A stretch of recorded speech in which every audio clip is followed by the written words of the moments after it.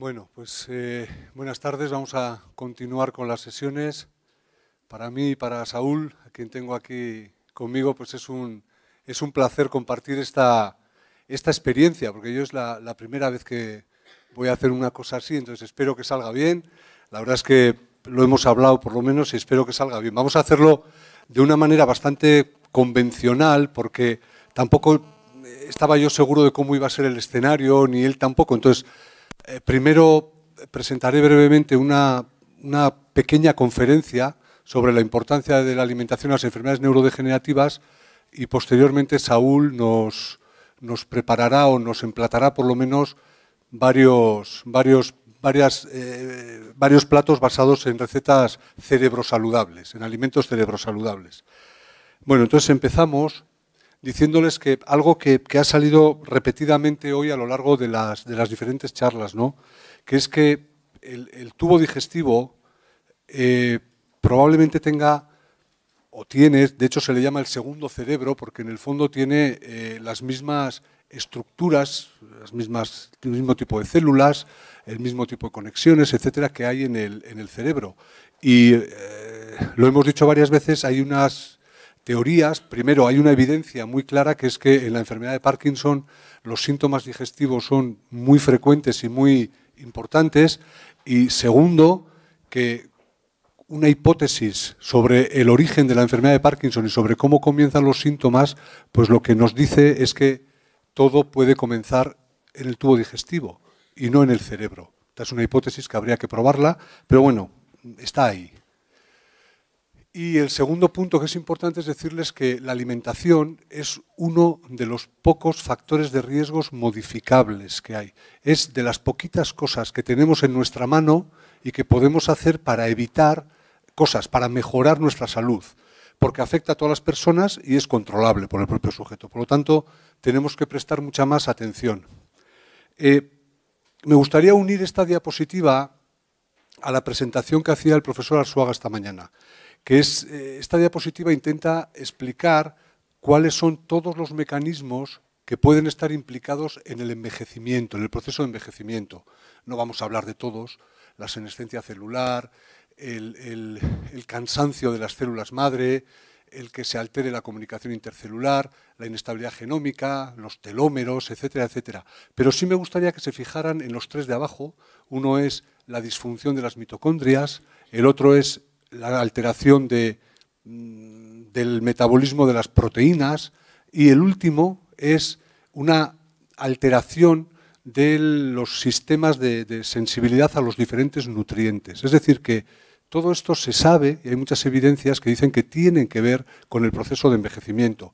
Y si uno mira a cuál es la patogenia de muchas enfermedades neurodegenerativas, en este caso concreto de la enfermedad de Parkinson, ve que hay una disfunción de las mitocondrias, hay un estrés oxidativo y hay una disfunción del sistema ubiquitina-proteasoma, hay una disfunción de la proteostasis. Es decir, que comparte algunas de las alteraciones de las que se ven en el proceso de envejecimiento. ¿Cómo puede influir la alimentación en el Parkinson? Bueno, pues de diferentes maneras, y este será un poco el guión que vamos a llevar a lo largo de la charla. Primero, puede afectar al riesgo de sufrir enfermedad de Parkinson. Segundo, puede afectar a cómo va a progresar la enfermedad. Tercero, puede afectar al pronóstico de la enfermedad. Por último, también puede mejorar los síntomas y por último, en fases avanzadas sobre todo, pues es muy importante el proveer una alimentación segura a base de purés, de suplementos proteicos, dietas hipercalóricas, dietas ricas en fibras y vegetales, etcétera, etcétera. Esto también es muy importante y tiene que ver con la alimentación, pero nos vamos a centrar en los previos. En cuanto al riesgo de sufrir enfermedad de Parkinson, tenemos que irnos a los estudios epidemiológicos. ¿Qué es lo que nos dicen estos estudios, ¿no? Cuando se estudian poblaciones y se intenta ver si hay alguna relación entre un factor que se estudia y la prevalencia de una determinada enfermedad, en este caso el Parkinson. Y lo que se ve en muchos estudios es que el tabaco ejerce un efecto protector frente a la enfermedad de Parkinson. No se sabe muy bien cuál puede ser la razón. Una que se baraja con mucha fuerza es que las personas que fuman no llegan a tener suficiente edad como para tener Parkinson, esa es una posibilidad. El café, esta mañana oía que hay un nuevo estudio que dice que la toma moderada de café, la ingesta moderada de café, también puede alejar el riesgo de sufrir Parkinson, Alzheimer y enfermedades cardiovasculares.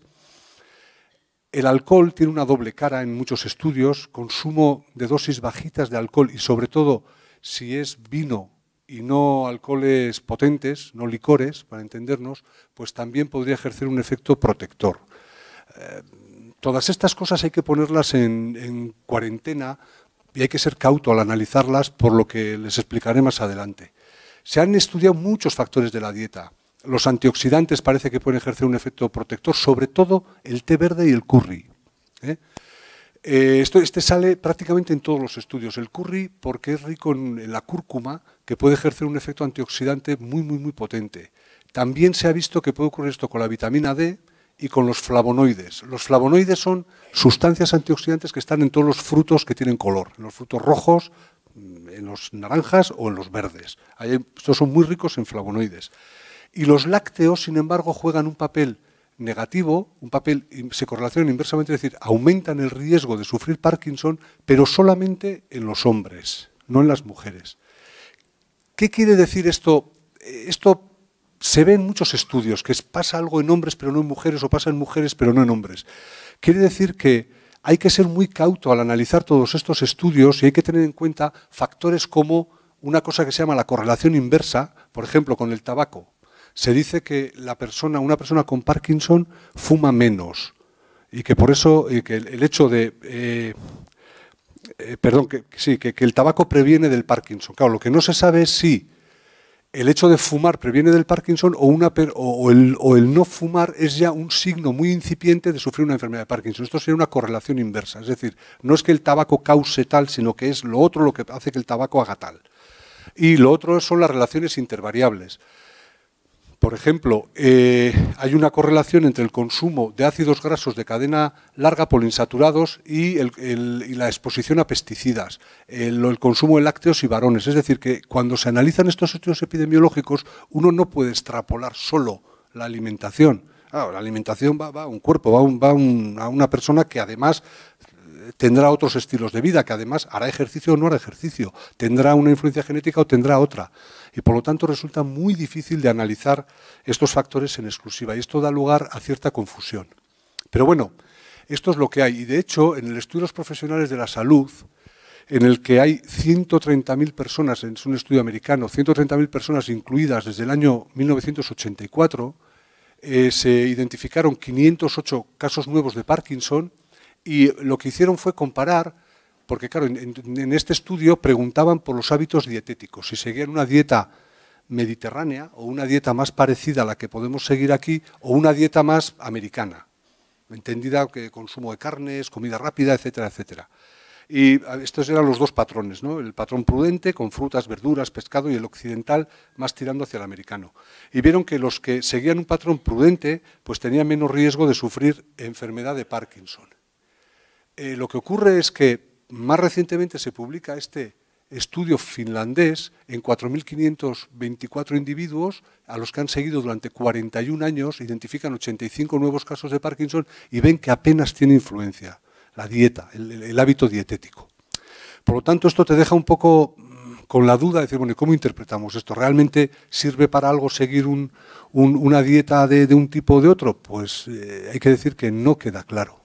De momento no queda claro, aunque todo nos hace pensar, el sentido común nos hace pensar que el llevar una dieta sana, una dieta equilibrada, una dieta mediterránea, sí que al final va a ejercer un efecto beneficioso sobre la salud cerebral y que bien directa o indirectamente esto va a tener una repercusión sobre la enfermedad de Parkinson. El segundo punto es lo de la neuroprotección, es decir, ¿hay alimentos neuroprotectores? Esto se pregunta muchas veces. Y aquí hay dos maneras de enfocarlo. Uno es alimentos que evitan el estrés oxidativo, que actúan fundamentalmente sobre la función mitocondrial, y aquí pues estarían todos los flavonoides, los que comentábamos antes. Y este estudio pues bueno, parece apoyar la idea de que algunos de los flavonoides sí que reducen el riesgo de sufrir enfermedad de Parkinson, pero que el efecto protectivo, pues bueno, habría que ver si es también debido a otros constituyentes de esas dietas. Y el segundo punto tiene que ver con la neurogénesis, con la generación de nuevas neuronas. Cajal que es el padre de la neurociencia moderna, acertó en todo. Si uno lee un escrito de Cajal, dice, este hombre es que acertó en todo, excepto en una cosa, cuando decía que neurona que se moría, neurona que era incapaz de regenerarse. Bueno, pues hoy sabemos que hay una cierta capacidad de regeneración neuronal, de producción de nuevas neuronas. Es limitada, es escasa, pero existe. Y si existe, se puede de alguna manera intentar potenciar, por lo menos, y dirigir. Estas neuronas, bueno, están en la zona subependimaria, migran hacia partes del cerebro, como puede ser el núcleo dentado del hipocampo, que es un núcleo que tiene mucho que ver con el aprendizaje de cosas nuevas, o en el caso de los animales, hacia el bulbo olfatorio, porque el olfato es importantísimo para los animales. Y lo que... Perdón, aquí se ha saltado una diapositiva. Bueno, y lo que sí hay son muchos datos de que hay determinadas estrategias que aumentan la neurogénesis. Y esto se ha visto en muchísimos modelos animales. Por un lado, el ejercicio físico moderado y continuado. Por otro lado, la actividad intelectual. Por otro lado, el enriquecimiento social y cultural. Es decir, un animal criado en una jaula llena de pichihuilis, en lugar de una jaula muy aburrida y oscura y sin luz, etcétera, pues realmente tiene más capacidad neurogénica que la que tiene un animal criado en otras condiciones. Y a lo que vamos, a lo que nos interesa, la restricción calórica. Y la restricción calórica además lo hace actuando sobre una sustancia, una molécula que es el GDNF, el factor derivado de la glía, el factor neurotrófico derivado de la glía, que es un factor que es clave para la supervivencia de las neuronas dopaminérgicas. Es decir, que el llevar una dieta de restricción calórica, de muy poquitas calorías, es que aquí lo que hay que decir es que son muy poquitas calorías, pues parece que puede aumentar la neurogénesis y esto puede ejercer un efecto beneficioso, un efecto protector sobre las neuronas dopaminérgicas. Una dieta de restricción calórica son dietas de muy pocas calorías. Esto se ha demostrado en roedores, se ha demostrado en monos, que se parece mucho al ser humano, y si no me equivoco hay un estudio en marcha en seres humanos, que ya veremos en qué termina. Hay un estudio en marcha en Estados Unidos. El siguiente punto es intentar mejorar el pronóstico del Parkinson, y esto se puede hacer a través de una acción que es la de mejorar la salud cerebral general, evitar lesiones vasculares. Y aquí es donde sí que es muy importante, desde luego, la dieta mediterránea. Y aquí sí que sabemos que la dieta mediterránea disminuye la mortalidad global, disminuye también la mortalidad oncológica, en muchos estudios que se han analizado la cardiovascular y la de enfermedades neurodegenerativas. Y la dieta mediterránea, para el que todavía no sepa en qué consiste, vamos a hablar un poquito de ella. Y aquí sí que hay una cosa que conviene comentar, que es la paradoja francesa. La paradoja francesa es que los franceses comían dietas muy ricas en grasas y sin embargo tenían menos infartos de miocardio que habitantes de otras partes de Europa. ¿Y por qué es esto? Si teóricamente la grasa lo que hace es absolutamente letal para las arterias y es un factor de riesgo directo de producción de arteriosclerosis y de infarto de miocardio. Pues era porque bebían un vasito de vino al día. Esta era la paradoja francesa, y este cuadro que explica la moderación que hay que seguir en el consumo del alcohol. La dieta mediterránea básicamente consiste en un aceite de oliva virgen, el pescado que es muy rico en omega 3, frutas, verduras, hortalizas, legumbres y un poquito de vino tinto con el resveratrol. Aunque cuando uno empieza ya a profundizar un poco en esto y empieza a analizar las evidencias directas con el omega 3 y con el resveratrol, pues vuelven a ser muy controvertidas, muy dudosas. Es decir, la cosa no está en absoluto clara, pero de entrada todo hace indicar que parece mejor seguir una dieta mediterránea que no dietas de otro tipo. El último punto sería la mejora de los síntomas. Y la mejora de los síntomas, bueno, esta es una pregunta que muchísima gente hace. ¿Hay algún alimento que puede mejorar la movilidad? Bueno, pues están las habas. Las habas son ricas en dopamina.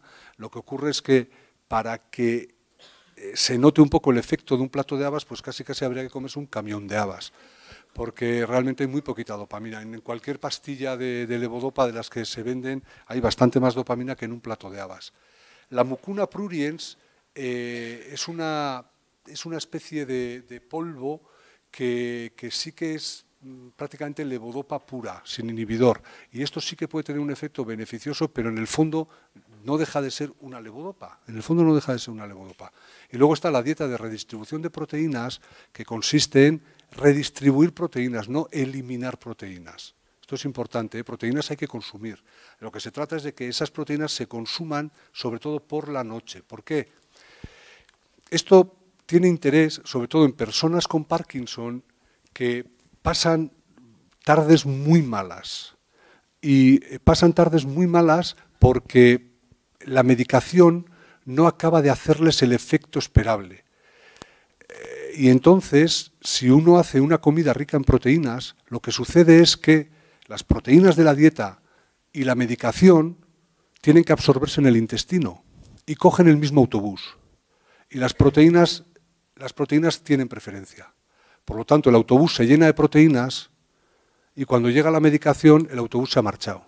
Y entonces la medicación no se absorbe y se pierde el efecto de la tarde. Esto se ve en casos muy concretos de enfermedad de Parkinson. No hace falta que todo el mundo con Parkinson lleve una dieta de redistribución proteica. Entre otras cosas, porque parece algo sencillo de hacer y, sin embargo, es bastante más complicado de lo que parece, ¿eh? Si uno piensa en evitar proteínas en la comida, pues dice, tengo que evitar carne, pescado, huevos, lácteos y todo esto pasarlo a la noche y comer, pues eso, verduras, legumbres y cereales y ahí me planto. Entonces, a veces cuesta mucho más seguir una dieta de redistribución proteica y por eso hay que reservarla para casos que realmente vaya a ejercer un efecto positivo. En el caso del estreñimiento, pues bueno, las fibras, las verduras, las frutas y el agua es importante, y para la hipotensión ortostática, el café y la sal.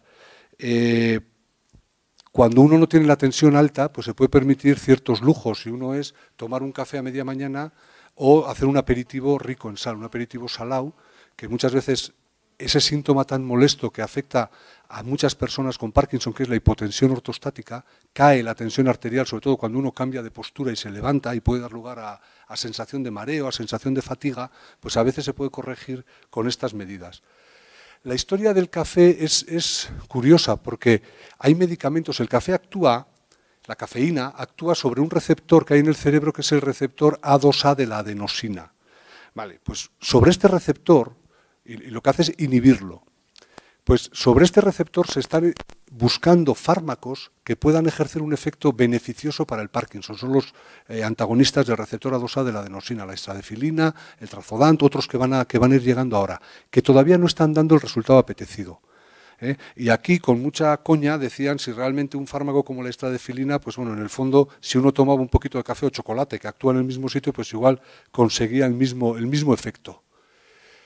Pero la cafeína, fíjense una cosa curiosa, hicieron este estudio para ver el efecto de la cafeína sobre la somnolencia diurna, sobre el exceso de sueño que a veces tienen las personas con Parkinson durante el día. Y lo que vieron es que sí, que las escalas de sueño mejoraban con la toma de café, pero también mejoraba la UPDRS, que es la escala que utilizamos los neurólogos para ver la movilidad. Eso que cuando van a la consulta les hacen de mover los dedos, estas cosas. Esto es la UPDRS. Entonces se ve que también mejoraba. Es decir, que la cafeína mejora el sueño, pero también mejora la movilidad. Había traído un poquito para hablarles del Alzheimer, pero sobre todo quería centrarme en esta diapositiva, que es el Alzheimer, hay quien le llama la diabetes del cerebro.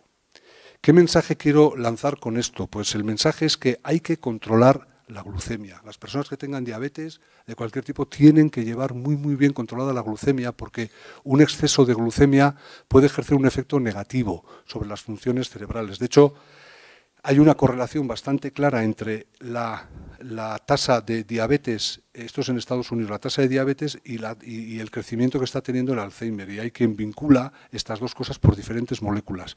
Sin embargo, piensen una cosa, que en un refresco de cola regular pues hay tanto azúcar prácticamente o bastante más azúcar que en una pizza margarita, por ejemplo. Entonces hay que tener cuidado con estas cosas porque muchas veces se pueden controlar de manera muy sencilla.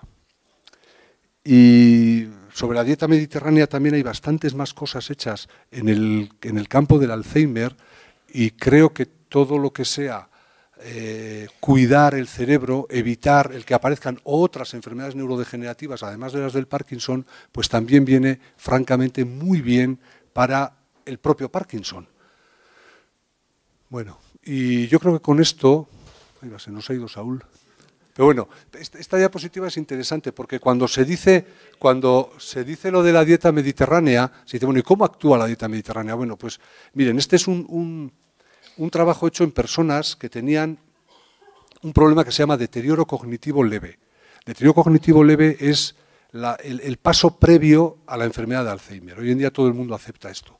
Las personas con deterioro cognitivo leve, cuando se les hace una punción lumbar y se estudia su líquido cefalorraquídeo, tienen una alteración en una proteína que se llama el betamiloide. El betamiloide, para entendernos, sería el equivalente de la alfa-sinucleína en el Parkinson. El betamiloide para el Alzheimer, alfa-sinucleína para el Parkinson.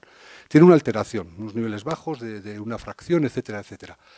Lo que ven es que después dividen a un grupo de personas con deterioro cognitivo leve, los dividen en dos grupos, unos que reciben una dieta mediterránea durante unos meses y otros que reciben una dieta estándar.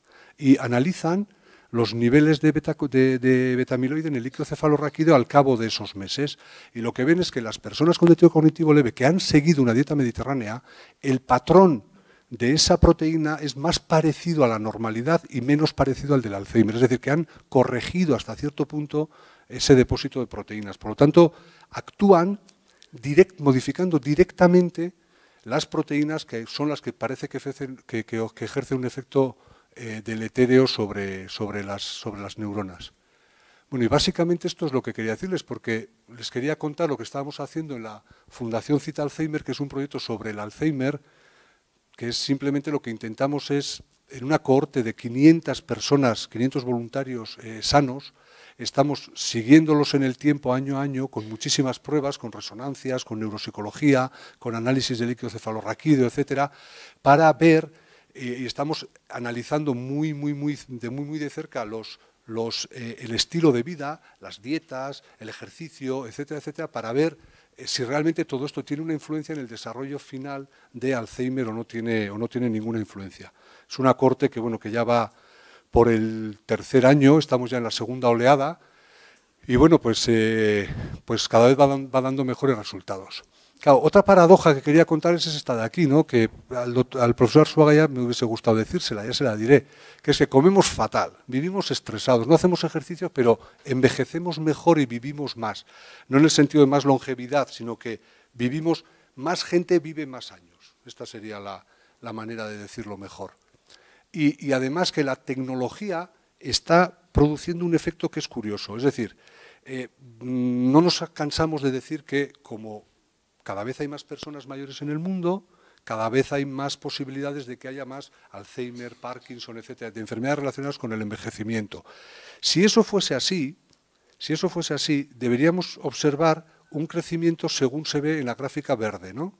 Esta sería lo previsible que ocurriera. Y sin embargo lo que vemos es que está ocurriendo algo como lo que ocurre en la azul, es decir, es bastante menos de lo que se sospechaba que iba a pasar.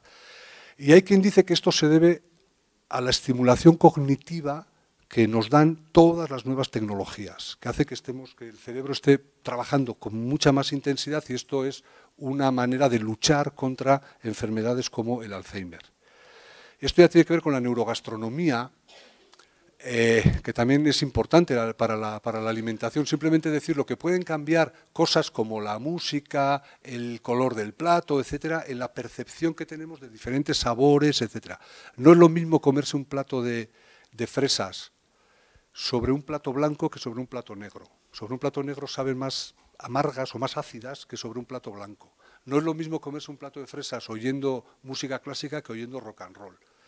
Y esto quiere decir que al final, pues en realidad, los sabores no existen, son construcciones del cerebro y dependen de muchísimas más cosas.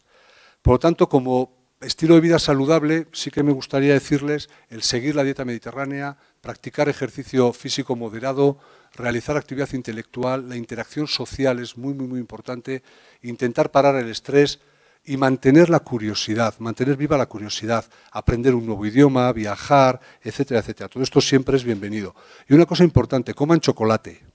Y me dirán, ¿y por qué? Bueno, pues por este estudio. Este es un estudio que salió en New England, una de las revistas más importantes que hay. Tengo que decir dos cosas, que es un estudio patrocinado por la Nestlé y realizada por un cardiólogo suizo. Y lo que hicieron fue lo siguiente, fue correlacionar correlacionar el consumo de chocolate en los países con el número de premios Nobel que había en cada país, en esos países. Y sale una correlación perfecta. Sale una correlación perfecta. A más chocolate, más premios Nobel. Aquí hay dos que se salen de rango. Uno que son los suizos, que son los que patrocinan el estudio y demás, y otro que son los suecos, que son los que dan el Nobel. Estos se puede decir que es un sesgo, pero si uno se olvida de estos dos, esta es una correlación perfecta de consumo de chocolate en estos países y números de premios Nobel que han tenido. Pues nada, simplemente eso, decirles que la dicha de la vida consiste en tener siempre algo que hacer, alguien a quien amar y alguna cosa que esperar. Y ahora lo que esperamos es que Saúl nos haga unos platos cerebros saludables. O sea que es, Saúl, todo tuyo.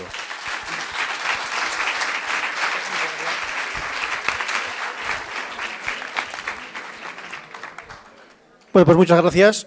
No sé si cerebro más saludables o no, pero espero que estén buenos, que es lo primero para que sean sanos para el cerebro, ¿no? Tampoco sé exactamente si, como decía el doctor, si hay una relación directa entre la comida y el Parkinson o las lesiones en el cerebro, pero sí que sé que nuestra alimentación está muy ligada a nuestro cerebro, ¿no? De hecho, nuestro gusto está internamente ligado a nuestro cerebro, ¿no? Y bueno, os voy a preparar un menú rapidito. Lo del chocolate es verdad, ¿eh? Y es curioso, ¿no?, que aquí en España, dentro de Europa, no somos los que más se nos caracteriza por nuestro chocolate, ¿no? De hecho, en Bélgica, en Francia, Suiza, ¿no? Y sin embargo, España, una curiosidad, hemos sido un poco el puerto donde llegaba todo el cacao de América. De hecho, España, nuestros chocolates, siempre han tenido un porcentaje mucho más alto de cacao que los belgas, pero sin embargo estamos un poco vilipendiados, ¿no? Y por Coruña entraba todo el cacao que llegaba a Europa. Entonces, bueno, algo se nos habrá quedado. Yo empiezo ya, ¿vale? Voy a hacerlo un poquito al revés. Voy a empezar por el postre, por una cuestión de la logística. Y si me podéis poner esto, igual es más fácil, ¿no? No sé si me oís bien. Si no, voceo un poco y perfecto. Voy a empezar con lo que es el postre, porque es un helado que hemos hecho y ya lleva un ratito. Entonces será mejor que empecemos por lo que puede causar más daño. No hemos puesto chocolate en el postre. Y hemos puesto yogur, con lo cual solo pueden comer las mujeres. Pero, bueno. Muy sencillo, hemos cogido frutos rojos, que estamos casi en temporada, empezaremos con la fresa en muy poquito tiempo. Hemos congelado y hemos triturado.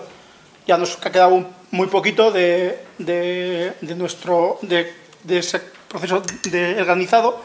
Simplemente con pasar en la batidora frutos rojos, vamos a tener un granizado al momento perfecto, ¿vale? Ya casi es un culán más de frutos rojos que un granizado, ¿no? ¿Se oye bien o no? ¿Sí?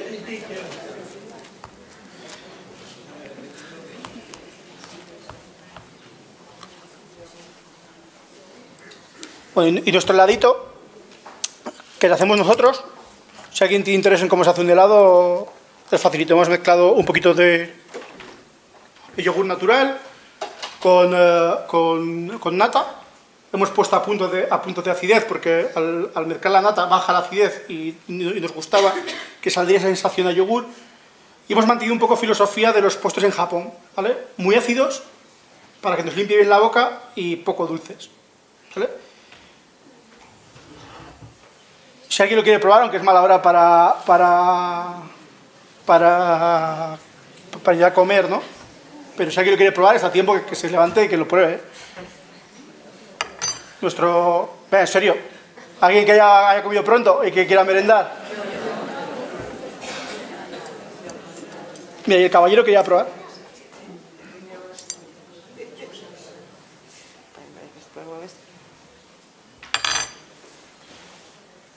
he intentado buscar cositas muy sencillitas para que se puedan reproducir en casa. ¿Vale? ¿Luego nos vas a dar la receta? Sí, luego os la voy contando y vais tomando notas, ¿eh? Que también es una opción. No, ¿Qué pasa? Era broma. Muy rico. Bien. Si alguien más quiere probar y no sois muy escrupulosos con cucharas, porque solo tengo 2, Hay otra. ¿Qué más? os podéis levantar, ¿eh? Levántate.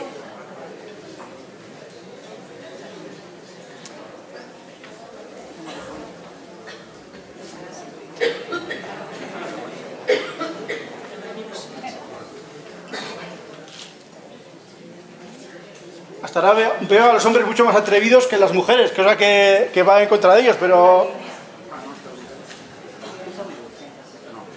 Ah, se nota la acidez. hemos marcado mucho la acidez precisamente por eso, porque lo que buscamos es que que nos limpie muy bien la boca después de que hemos acabado de comer, ¿vale? Eso.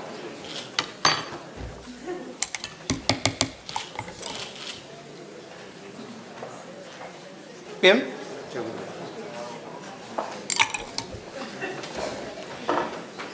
Bueno, ya que he eliminado lo que más riesgo tenía, que nos daba mucho por ello, empezamos con un primer plato, ¿vale? El doctor hablaba de la dieta, de que si la dieta es mediterránea. En Burgos tenemos un problema, que nunca hemos tenido dieta mediterránea, ¿vale? No pertenecemos a la dieta como se conoce la dieta mediterránea, ¿no? Yo hablo con mis padres y me cuentan que comían cuando eran críos y de lunes a sábado comían lo mismo, garbanzos. Y el domingo, igual, si había suerte o era festivo, igual comían arroz o ensaladilla rusa, ¿no? Eso de la dieta mediterránea tiene poco. Por suerte, hoy día tenemos una dispensa mucho más amplia y es verdad que tenemos un abanico de posibilidades mucho más amplio que el que tenían nuestros padres.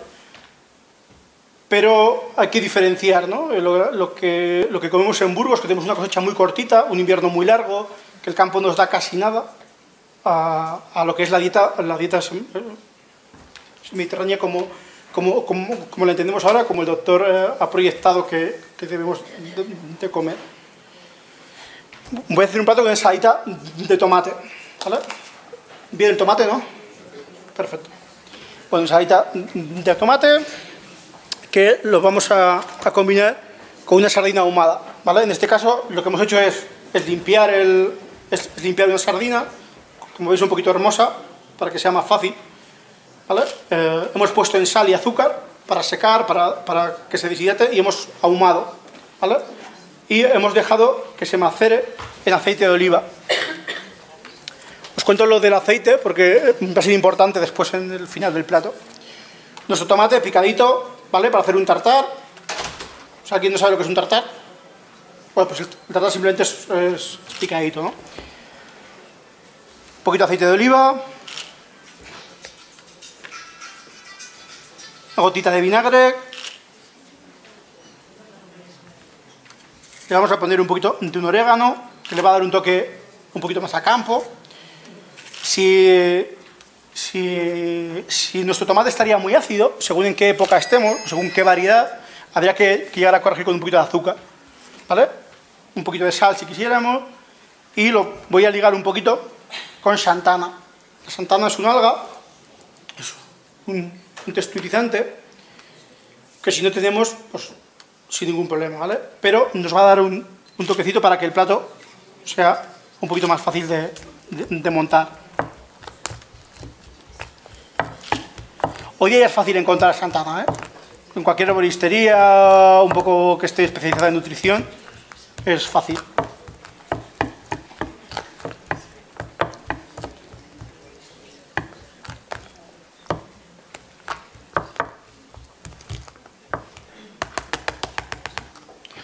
Y no sé si lo veis bien. Vale, ahora os lo enseño, ¿eh? Bueno, nuestro tartar de tomate ya ligado con un poquito esa xantana para que para que el exceso de humedad de líquido, tanto que suelta el tomate como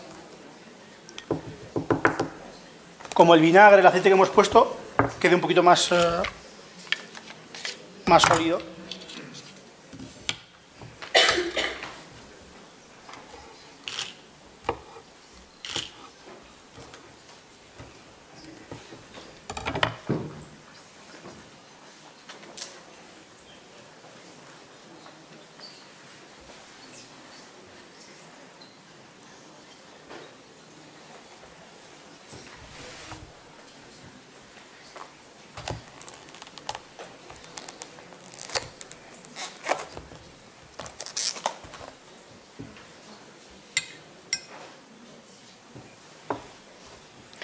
Bueno, hasta aquí, no sé si se ve un poquito mejor. Podríamos tener una ensalada con una sardina ahumada, con cualquier tipo de ahumado, ¿vale? Entiendo que para el cerebro, imagino que me corrija también el doctor, que aparte de lo que es la riqueza de nutrientes que tienen los alimentos, hay una parte que es el impacto visual, ¿no? Si lo hacemos atractivo, automáticamente nos vamos a predisponer mucho más a que pueda estar bueno y va a influir mucho mejor en nuestro cerebro. Lo que hemos hecho es coger nuestro aceite en el que hemos macerado esa sardina y lo hemos hecho una textura con un producto que se llama maltodextrina, ¿vale? La maltodextrina es una proteína que lo que hace es que es soluble en agua y absorbe grasa. Entonces eso nos permite dar textura a cualquier base grasa. Aquí hay gente que la ha probado, ¿verdad, Álvaro?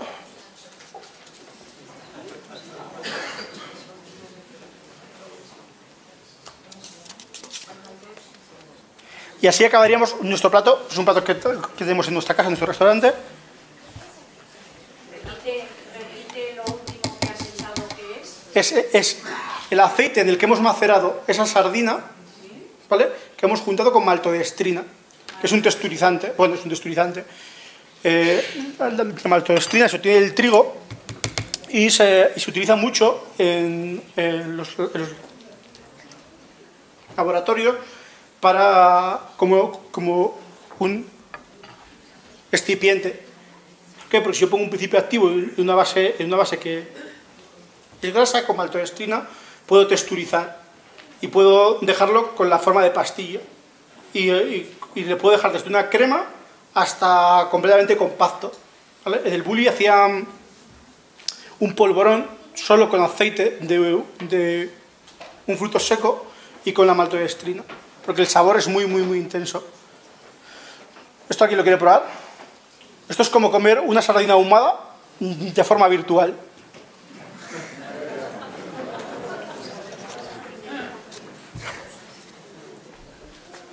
Alguien también puede probar esto, entero.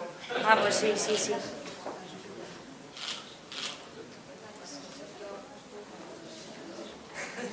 Raro, ¿eh? ¿Y puedo probar eso? Sí, sí, claro.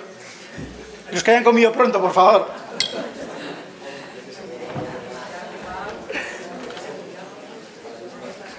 ¿Alguien más si quiere probar esto? Bueno, esto o el plato, vamos.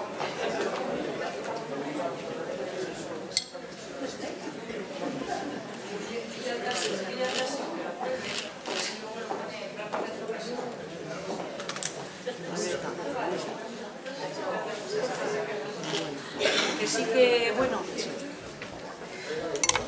a ver, yo esto tiene mucho interés para mí. Bueno, pues lo puedo coger de aquí, así no lo Como queráis. estropeo.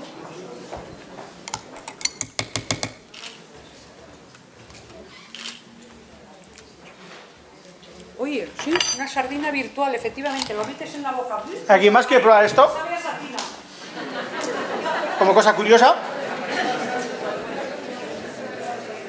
¿No? Lo metes en la boca, desaparece y sabe a sardina. Qué cosas, por Dios. ¿Esa cuchara me dejas? ¿Dejas una cucharita? Y de hecho, si quieres, lo puedes pasar por ahí, ¿eh? Esto es como maicena, Es como maicena. ¿no? Esa textura así de... Es una textura un poquillo especial. Porque en cuanto entra en contacto con la saliva, se disuelve.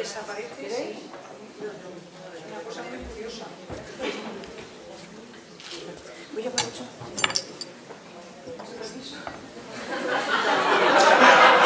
Así da gusto, de verdad.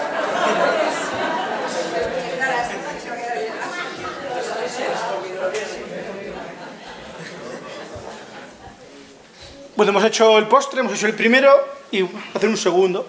Un tataki de carne, ¿vale? Como no podíamos hacer fuego, lo he traído hecho ya, ¿vale?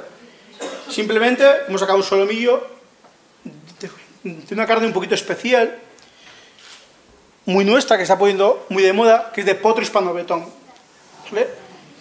¿Por qué he elegido esta carne? Porque aparte de ser nuestra, tiene muy poquita grasa, un tercio que el pollo, y más omega 3 que el salmón, que posiblemente no lo sabréis, ¿no?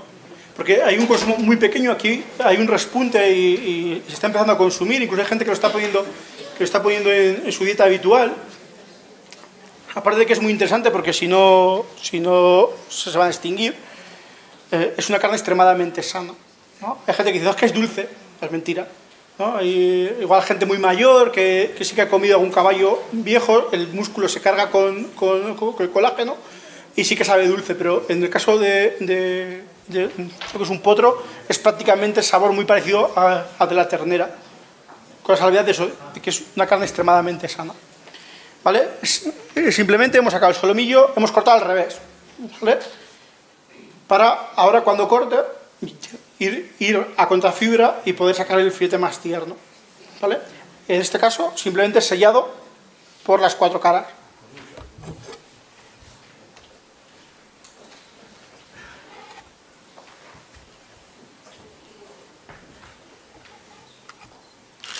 Bueno, sacamos filetitos, como veis, centro completamente crudo, creo que ya más pasado, pues más pasado, ¿vale? Así esta parece jamón, ¿verdad?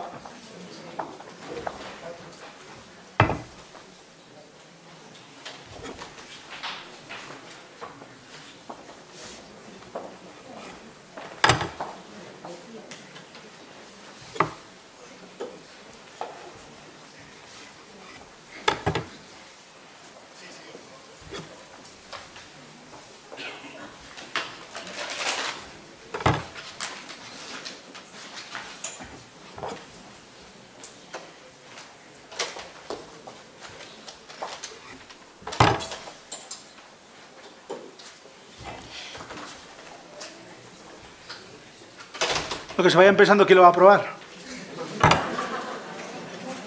La próxima vez hay que hacerlo a las 8 de la tarde.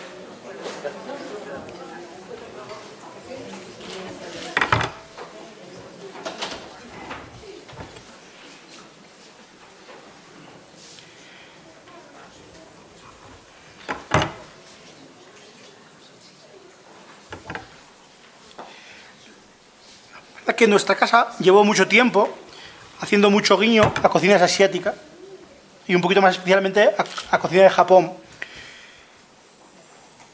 porque es una dieta muy interesante y mezclada con nuestro producto, con la dieta mediterránea, es extremadamente interesante. En Japón hace tiempo se dieron cuenta que era una isla, el mar es una fuente de producto inagotable y casi todo lo que se cocina hay un porqué. Y el porqué es el bienestar, que nuestro cuerpo funcione bien.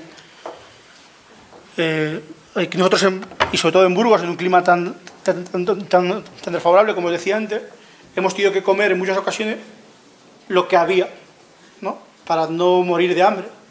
Entonces, durante mi cosecha, que son 15 días, tengo que secar el producto para después poderlo llegar a regenerar para poder para tener algo o de comer la cantidad de meses fríos que tenemos. Ahora mismo ya no tenemos esa necesidad, pero si cogemos un poco estas cocinas que se han basado más en la frescura de producto porque lo tenían y trasladamos sus métodos de cocción a nuestro producto, que somos muy privilegiados, y Burgos somos, y por esto me han acribillado muchas veces, somos muy mal dispensa porque nos viene todo muy de golpe y muy poquito tiempo, pero somos un sitio muy bien ubicado para recibir muchos productos de muchos sitios, ¿vale? Al final tenemos el mar a 1 hora y poco, tenemos La Rioja, Navarra, que tiene una huerta espectacular, a 1 hora y poco, tenemos las carnes de León, bueno, entonces estamos muy bien situados para tener muchas dispensas a nuestro alrededor. Hemos acabado nuestro tataki, vamos a acompañar con un poquito de verde.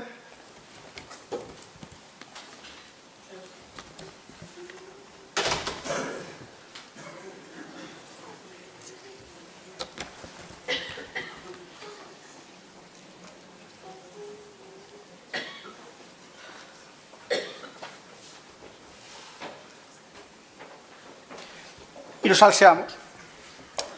Para salsear he elegido también una salsa que hacen en Japón, yakiniku. Es la equivalencia a una barbacoa aquí, con la salvedad que sus salsas siempre son muy desgrasadas. Pues eso va a hacer que asimilemos muy bien. Y se hace con mucha verdura, un fondo de huesos de carne y sésamo, ¿vale? Y regamos por encima.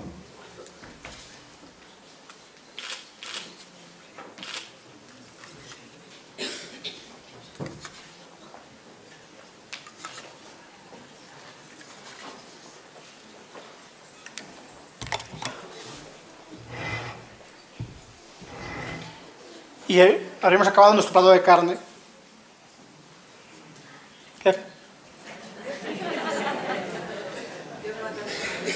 ¿Quién se anima a probar la carne?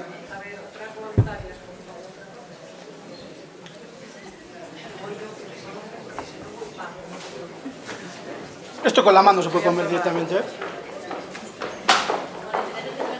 ¿Se ha de mojar en alguna salsa? No, ya está. Ah, ya está. Vale, gracias.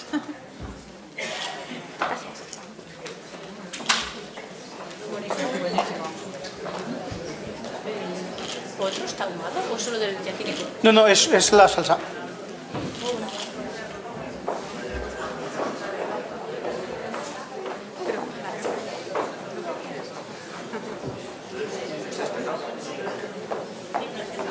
Yo tengo otro, pero es en sobrecito. Yo tengo uno, pero es en sobre. ¿Esto cómo se hace? Igual, plancha, vuelta y vuelta, perfecto. En el caso de lo que es el potro, ¿vale? Es interesante hacerle muy poquita cocción, ¿vale? ¿Por qué? Porque es súper fibra y la poca grasa que tiene, si le someto a fuego, lo que voy a hacer es que se quede muy estropajoso. ¿Por qué? Porque no tiene esa untuosidad de otras carnes con mucho más infiltración de gas. En el caso de cualquier parte, ya sea solomillo, chuleta, es importante dejarla muy al punto para que se quede muy jugoso. Si no, hay gente que dice, es que el pot... No, simplemente es, en muchos casos, por exceso de fuego. Aparte de que le vamos a desnaturalizar proteína y no va a ser tan interesante. Ideal dejarlo así. Al que no le guste este punto, pues un poquito más, ¿vale? Pero intenta respetar un poquito más la carne. Y por mi parte, eran 2 cositas facilitas que podéis hacer en casa. Y muchas gracias.